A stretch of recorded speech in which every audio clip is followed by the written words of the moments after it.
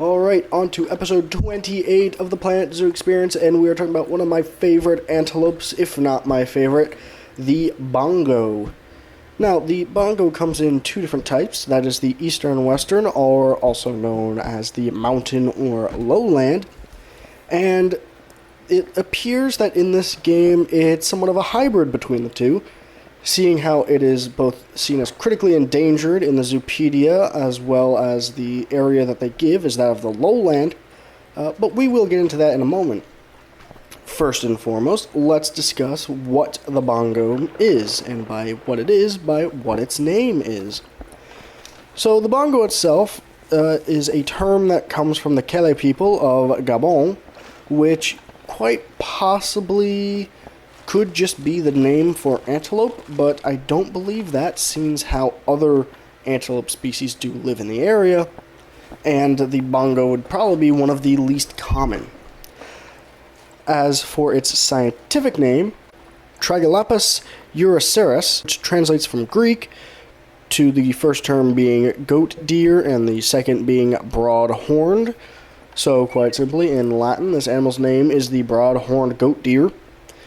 I mean, it looks kind of like a goat, and kind of like a deer, I guess, if you squint. Now, the western, or the lowland bongo, can be found in both the Congo and the Democratic Republic of the Congo, the Central African Republic, Gabon, Cameroon, Guinea, Sierra Leone, Liberia, Ivory Coast, Ghana, Togo, and Benin. That one is actually of a near-threatened state, as compared to the very, very small range of a small section of Kenya for the eastern and mountain bongo, which is critically endangered. Now, physically speaking, the bongo is actually the third largest of all the antelope species in the world, and is the largest of the forest-dwelling antelopes. Obviously, when you're larger, you can't really fit through the dense brush of the wilds, but the bongo finds a way. Now, the size of the bongo pretty much varies anywhere from 400 to 900 pounds and roughly 4 feet at the shoulder. Now, the reason it varies so much is because males are usually larger and can, in some cases, be twice as large as females. Being such a large animal, the exhibit we are making here today is going to have two sections so that they have enough space to really get around, and we're going to have it intersected with a small creek. And as you can see, we're actually going to be adding a nice amount of stone to this compared to some of the other ones like we did with the African buffalo exhibit. And interestingly enough, the amount of brush we're going to be adding to this exhibit to make it more unique and more fitting to a very mysterious animal like the bongo, we're actually going to make this so overgrown, yet leave enough space for the animal that it's going to look almost like a giant forested dome. But I will point out more specifics later on. So, how does an animal this large manage to actually make its way through dense jungles without getting its horns caught on things? Well, one way that they'll do it, especially while running, is that they'll actually tilt their heads back while, bounding through the forest, and that will actually line their horns up with their back in a way that makes them almost streamline through the vegetation and not get caught on things. Now, that is all the information I have for the physical attributes of our beloved animal, or at least the more notable parts. So obviously, as we all know, the stripes and the color of the animal really do help it hide and break up its form, but there is something a bit more interesting that lies beneath the animal, and that comes from their prehensile tongue. So, a lot of bovine and ungulate animals can flex their tongues to help them eat certain plant life, but the bongo is actually very specialized in this state, somewhat to the point that has been compared with the okapi, which is a small species of giraffe, which surprised me a lot, seeing how I had always connected the bongo and the okapi ever since I've seen them both in the original Zoo Tycoon. So obviously there was something in my little child noodle that actually, put the two together. Now, they also have a very interesting form of diet. They've been known to eat burnt wood from forest fires to get salt and other minerals in their diet.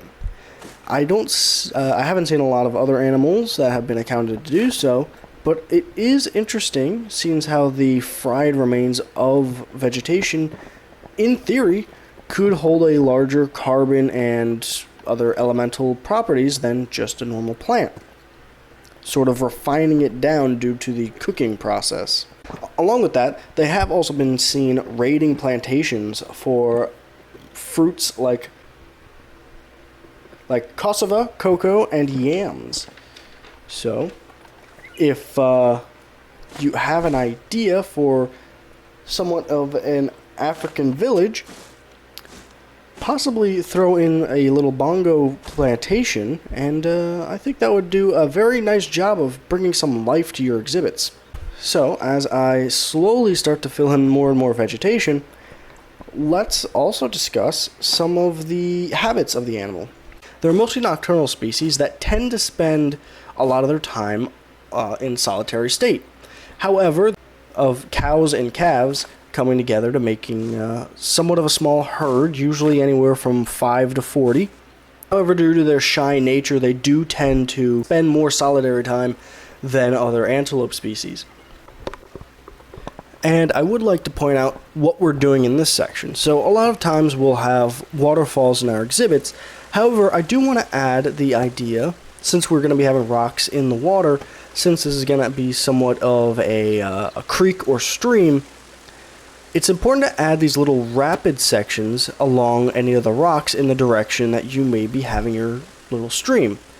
You're going to want to have some of the splashing on the rocks, and then maybe even some rapids up near the water source itself to give it some more life and make it a bit more interesting compared to something that would just be flat water. Now, due to its very shy nature, it is kind of difficult for us to get good conservation numbers with the animal. However, from what we can tell, it is continuously decreasing in population.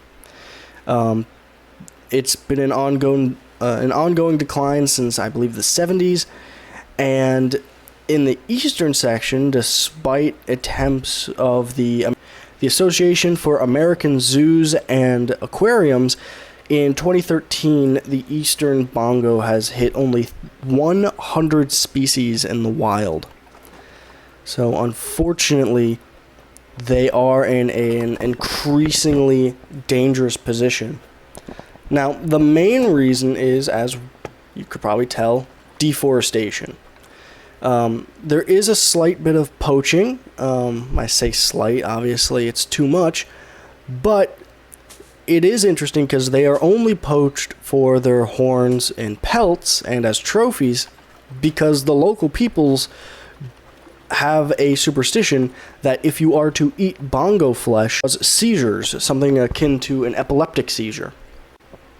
So, since we're putting so much foliage down, there isn't really any space to put cover, so we're going to do the tried and true method of putting some ceiling tiles in the canopy.